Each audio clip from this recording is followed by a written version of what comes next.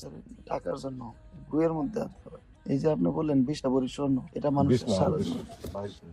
মানে আমারে কইতেছে তাহলে ধরে নিলাম আমি 20 ভরি স্বর্ণের দাম বর্তমান বাজারে 20 লাখ টাকা। মানে পুলিশ 20 ভরি স্বর্ণের দাম তো 1,54,000 টাকা পুরাতন বাজারের কথা কইতেছি। বর্তমান বাজারে যদি 20 ভরি 1 লাখ টাকা করে 20% যদি গ্রেস দিয়ে বিক্রি করে, তাও তো অন্তত 20-25 লাখ টাকা স্বর্ণ। যেহেতু ওগুলো স্বর্ণ নিয়ে গেল, এটা অবশ্যই এনে হয়েছে কি আপনি দেখছেন, আপনি তো ঘটনাস্থলে উপস্থিত। আমি সমস্ত কিছু দেখছি আপনি ঘটনাস্থলে, এবং আমরা একটা জিনিস খেয়াল করছি কি জানো, আমরা ওই যে আমি তোর এই যে তার কি বিশেষ হলো কি নাম কইলা, কামরুল।